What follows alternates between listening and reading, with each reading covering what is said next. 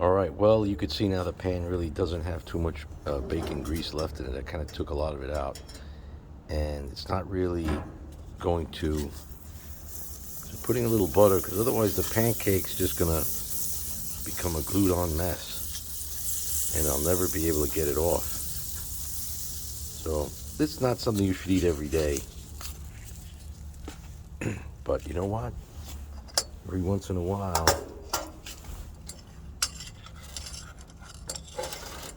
all right, now we've got our ladle full of pancake batter. And that cold air, man, is keeping the griddle from getting too hot. So we gotta crank it up. Crank it up. Crank up the heat, lower the lid.